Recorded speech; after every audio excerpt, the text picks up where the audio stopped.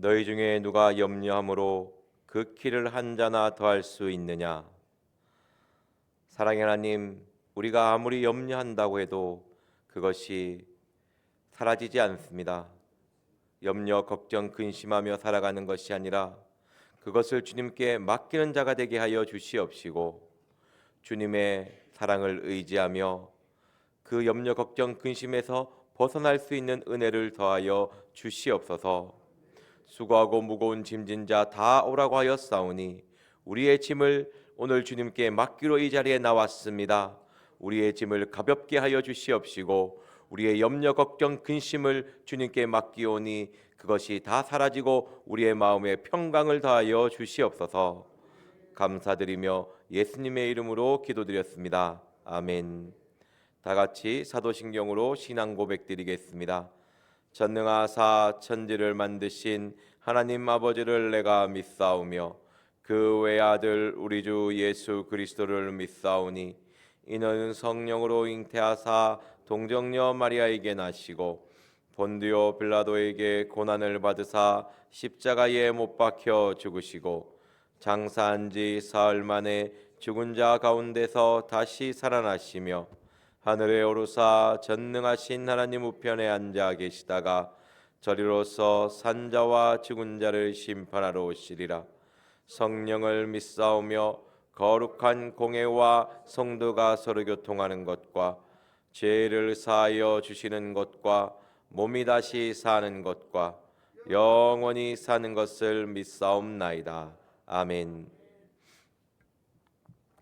오늘 우리에게 주시는 하나님의 말씀은 잠언 9장 1절에서 6절 말씀입니다.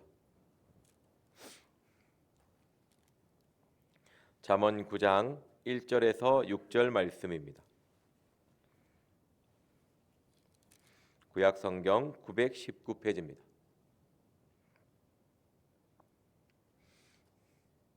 다 같이 한 목소리로 읽도록 하겠습니다. 시작. 지혜가 그 집을 짓고 7 기둥을 다듬고 짐승을 잡으며 포도주를 혼합하여 상을 갖추고 그 여종을 보내어 성중 높은 곳에서 불러 이르기를 무릇 어리석은 자는 이리로 돌이키라. 또 지혜 없는 자에게 이르기를 너는 와서 내 식물을 먹으며 내 혼합한 포도주를 마시고 어리석음을 버리고 생명을 얻으라. 명철의 길을 행하라 하느니라. 아멘. 잠언 9장 1절에 이렇게 말씀이 시작됩니다. 지혜가 그 집을 짓고 7 기둥을 다듬고. 지혜가 집을 건축합니다. 여기서 7 기둥을 다듬는다는 말씀은요, 지금은 이 콘크리트 기술이 발달해서 동그란 기둥, 네모탄 기둥이 잘 나오지 않습니까? 그때는 좋은 성전이나 아주 큰 건물을 지을 때는 기둥을 다듬어서, 반듯하게 다듬어서 성전이나 이렇게 집을 건축했다고 합니다. 그래서 7 기둥을 다듬었다는 말은요, 집을 완전하게 부족함 없이 건축했다는 것을 의미합니다.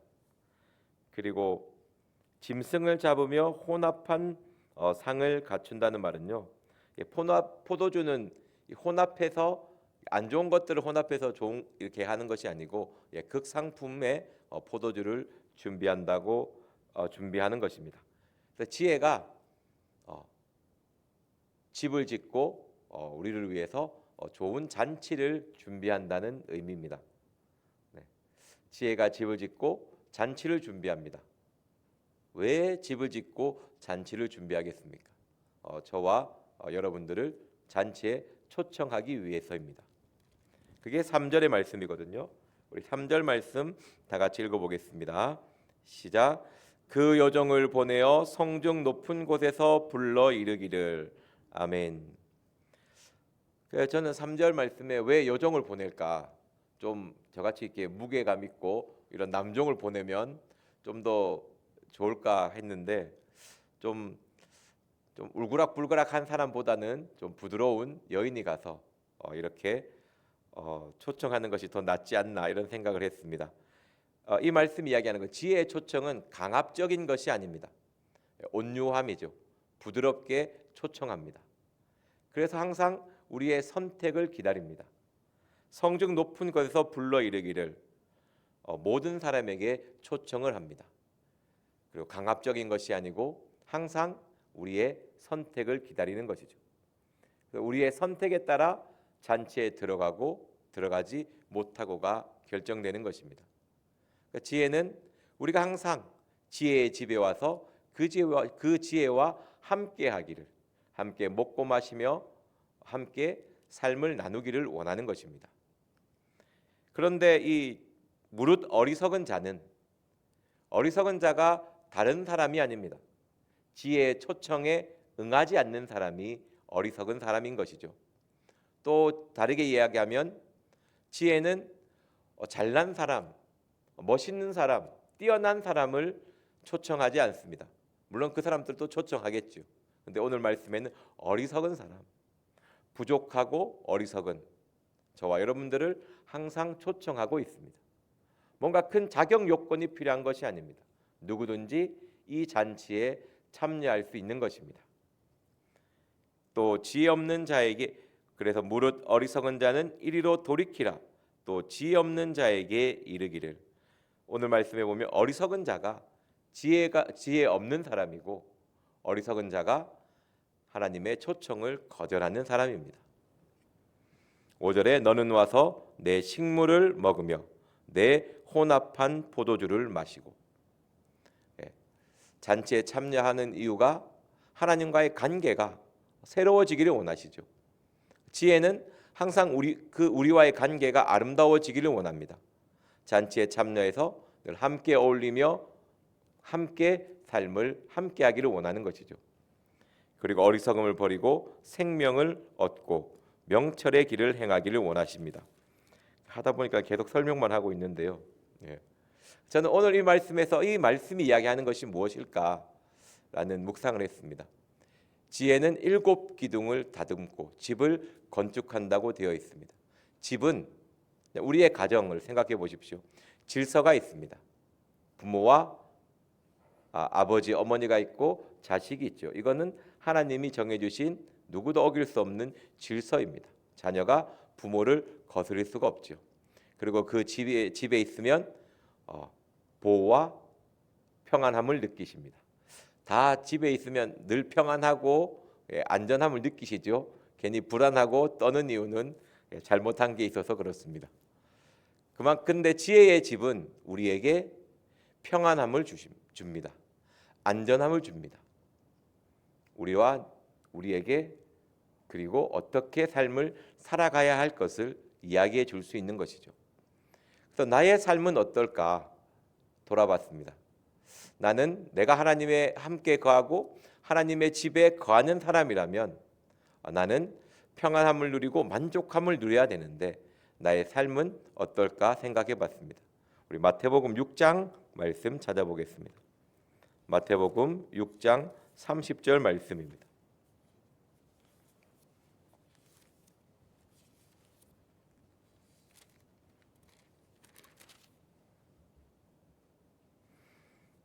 마태복음 6장 30절입니다.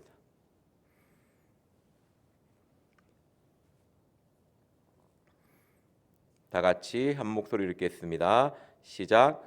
오늘 있다가 내일 아궁이에 던져오는 들풀도 하나님이 이렇게 입히시거늘 하물며 너희일까 보냐 믿음이 적은 자들아. 아멘. 마태복음 6장 25절에서부터는요 염려하는 자에 대해서 말씀하고 있습니다.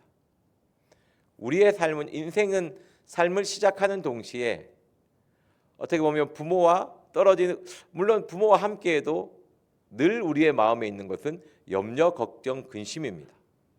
가장 많이 염려하는 것이 무엇입니까? 우리 25절 말씀 다 같이 한 목소리 읽겠습니다. 시작. 그러므로 내가 너희에게 이르노니 목숨을 위하여 무엇을 먹을까, 무엇을 마실까, 몸을 위하여 무엇을 입을까 염려하지 말라. 목숨이 음식보다 중하지 아니하며 몸이 의복보다 중하지 아니하냐.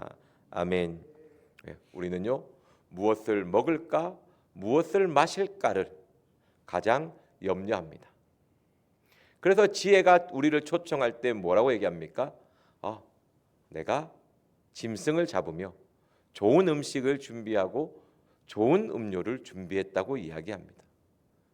우리의 삶의 염려, 걱정, 근심, 어떻게 보면 염려하며 살아갈 수밖에 없는 우리의 연약함을 우리는 다 가지고 있습니다. 무엇을 먹을까? 무엇을 마실까? 무엇을 입을까에 대한 염려가 우리에게 계속되는 것이죠. 근데 그 염려하는 자에 대해서 26절 이렇게 말씀하고 있습니다. 다 같이 한 목소리 읽겠습니다. 시작. 공중의 새를 보라. 심지 않고 거두지도 않고 창고에 모아 들이지도 아니하되 너희 천부께서 기르시나니 너희는 이것들보다 귀하지 아니하냐. 아멘. 내가 염려하며 살아가는 이유를 오늘 말씀에 이야기하고 있습니다. 너희 천부께서, 내가 하나님이 나의 아버지임을 믿고 있느냐, 그 믿음이 굳건하느냐에 따라 우리는 염려하지 않고 살아갈 수 있는 것입니다. 너희가 자꾸 염려하고 걱정하는 이유는 너가 하나님의 자녀, 그것을 잊어버렸기 때문이라는 것이죠. 내가 하나님의 자녀요, 내가 하나님의 돌봄을 받는 사람이요, 여호와께서 나의 목자라는 것을 잊어버리기 때문에 자꾸 너의 마음에서 염려, 걱정, 근심이 떠나지 않는다는 것입니다. 한번 생각해 보라는 것이죠. 네가 아무리 염려할지라도 너의 키를 더할 수 있는가? 들의 백합화를 보라. 솔로몬의 모든 영광을 보라. 공중에 나는 참새를 보라. 그것들도 다 하나님 아버지께서 입히고 기르시는데 하물며 너희일까 보냐. 믿음이 적은 자들아. 염려, 걱정, 근심의 이유는요, 내가 하나님의 아버지, 천부를 믿지 않는, 내가 하나님의 자녀임을 점점 잃어버려서 그렇습니다. 그래서 자꾸 믿음이 적은 자라고 이야기하는 것입니다. 너가 정말 하나님을 믿고 있느냐, 그분만을 의지하고 있느냐, 그분을 신뢰하고 있느냐 묻고 계시는 것이죠. 우리는 자꾸 염려, 걱정, 근심이 나올 때 자꾸 그 염려, 걱정, 근심, 그것을 주는 그 문제에 집중하지 마시고 나의 마음은 나는 하나님의 자녀인 것을 늘 기억해야지만이 그 염려, 걱정, 근심에 휘둘리지 않을 수 있습니다. 빌립보서 4장 6절 말씀 보도록 하겠습니다.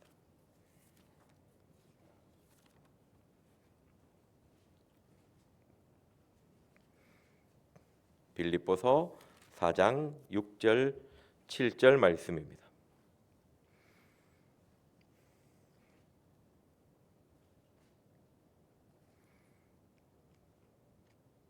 신약성경 322페이지입니다. 빌립보서 4장 6절 7절 말씀 다 같이 한 목소리로 읽도록 하겠습니다. 시작. 아무것도 염려하지 말고 오직 모든 일에 기도와 간구로 너희 구할 것을 감사함으로 하나님께 아뢰라. 그리하면 모든 지각에 뛰어난 하나님의 평강이 그리스도 예수 안에서 너희 마음과 생각을 지키시리라. 아멘. 오늘 말씀은 염려, 걱정, 근심에 대해서 말씀하고 있는데요. 우리가 생각해 봐야 될 것이 있습니다. 하나님은 염려, 걱정, 근심하는 자에게 책망하고 뭐라 하는 것이 아닙니다. 너 왜 염려해? 너 왜 걱정해? 너 왜 근심해? 이렇게 정죄하는 것이 아닙니다. 하나님은 인간은 부족함을 인정해 주시기 때문에 염려하고 걱정하고 근심할 수밖에 없는 것이 인간임을 너무나 잘 압니다. 우리가 기도 4시간 한다고 다음날 문제 생기면 염려, 걱정, 근심 안 합니까? 염려, 걱정, 근심을 안 하는 게 믿음이 좋다는 것이 아니죠. 그것을 맡기느냐 맡기지 않느냐의 문제인 것입니다. 염려, 걱정, 근심이 오면 그것을 가지고 주님 앞에 맡겨야죠. 예수님이 우리를 초청할 때 뭐라고 얘기했습니까? 수고하고 무거운 짐진 자들아 다 내게로 오라고 말씀하셨습니다. 그 말씀의 의미가 무엇입니까? 모든 인간은 염려, 걱정, 근심에 수고하고 무거운 짐을 질 수밖에 없다라는 것이죠. 다 내게로 오라. 모든 사람이 오라는 것이지 않습니까? 그렇기 때문에 인간은 마음에 염려, 걱정, 근심이 있을 수밖에 없다라는 것입니다. 다만 그것을 가지고 주님 앞에 나오느냐 나오지 않느냐의 문제를 이야기하는 것이죠. 왜 안 오느냐? 지혜가 7기둥을 다듬고 집을 건축하고 모든 것을 준비했는데 왜 나에게 오지 않느냐? 이 어리석은 자야. 이게 오늘 잠언 6장의 말씀입니다. 아무것도 염려하지 말고 오직 모든 일에 기도와 간구로 나에게 와서 나에게 이야기하고 나에게 간구하면 내가 응답해 주시겠다는 것이죠. 너희 구할 것을 감사함으로 하나님께 아뢰라. 그 문제를 가지고 이게 참 말씀 표현 가장 감사해야 될 것은요, 우리를 하나님의 자녀를 삼아 주신 그것에 대한 감사입니다. 내가 어떤 문제를 만날지라도 어떤 고난에 있을지라도 내가 감사할 수 있는 가장 큰 감사는요, 나를 자녀 삼아 주신 하나님 아버지의 은혜입니다. 네가 하나님의 자녀인 것을 다시 한번 기억하라는 것이죠. 그것을 잊지 말라는 것입니다. 그렇게 해야지만이 염려, 걱정, 근심이 우리를 짓누르지 못하는 것입니다. 자꾸 염려, 걱정, 근심하며 살지 말라는 것이죠. 너는 하나님의 자녀다. 내가 들의 백합화도 입히고 공중에 나는 새도 다 먹히는데 내가 너를 왜 그렇게 하지 않겠냐는 거죠. 믿음이 적은 자들아, 항상 마음에 새기십시오. 영접하는 자, 곧 그 이름을 믿는 자에게는 하나님의 자녀가 되는 권세를 주셨습니다. 우리의 능력, 우리의 뛰어남이 아니고 십자가의 보혈 그 은혜로 말미암아 우리는 하나님의 자녀가 되는 것입니다. 그 십자가의 사랑을 기억하며 감사해야지만이 염려, 걱정, 근심을 이길 수가 있는 것입니다. 우리 7절 말씀 다 같이 읽어보겠습니다. 시작. 그리하면 모든 지각에 뛰어난 하나님의 평강이 그리스도 예수 안에서 너희 마음과 생각을 지키시리라. 네가 하나님의 자녀임을 알게 될 때에 너희의 마음과 생각을 지킬 수 있다는 것입니다. 너가 십자가의 보혈 그 사랑을 온전히 알게 될 때에, 그것을 너의 마음으로 온전히 품을 때에 너는 마음과 생각을 지킬 수 있는 것입니다. 그렇지 않으면 늘 염려, 걱정, 근심이 내 마음을 지배하고 다스려서 늘 고통 가운데, 우울함 가운데 빠져들게 만든다는 것이죠. 우리의 삶의 상황은 바뀔 수가 있습니다. 부자가 될 수도 있고 가난해질 수도 있고 기쁠 수도 있고 즐거울 수가 있습니다. 하지만 절대 변하지 않는 기준은 영접하는 자, 곧 그 이름을 믿는 자에게는 하나님의 자녀가 되는 권세를 주셨다는 그 말씀입니다. 십자가의 은혜를 마음에 품는 순간 그것을 믿는 자에게 하나님의 자녀가 된다는 것입니다. 나의 상황이 바뀐다고 그 누가 이것을 빼앗을 수가 없습니다. 다만 내가 잊어버리는 것이죠. 염려함으로, 걱정함으로, 근심함으로 자꾸 내 스스로 하나님의 자녀인 것을 망각하는 것입니다. 그래서 성경은 늘 기억하라고 이야기합니다. 왜? 감사가 곧 기억이지 않습니까? 기억해야 감사가 나오는 것입니다. 하나님의 은혜, 하나님의 사랑을 기억하며 오늘 하루 내가 하나님의 자녀임을 잊지 않고 잊어버리지 않고 염려, 걱정, 근심을 주님께 맡기며 평안한 삶을 누리기를 원합니다. 기도하고 마치겠습니다. 사랑의 하나님, 하나님은 물어보십니다. 왜 염려하느냐? 왜 걱정하느냐? 내가 너의 아버지인데 너는 왜 근심하느냐고 물어보십니다. 내가 하나님의 자녀임을 잊어버렸습니다. 내가 하나님의 자녀임을 망각하였습니다. 십자가의 보혈의 은혜 가운데 다시 한번 그 사랑을 기억하게 하여 주시옵시고 나를 위한 사랑임을 잊지 않게 하여 주시옵시고 그 사랑을 기억하며 감사하는 저희들이 될 수 있도록 은혜를 더하여 주시옵소서. 감사드리며 예수님의 이름으로 기도드렸습니다. 아멘. 오늘 들은 말씀을 기억하시며 기도하시고 각자 주기도문으로 예배를 마치도록 하겠습니다. 주여 삼창하며 기도하겠습니다. 주여 주여 주여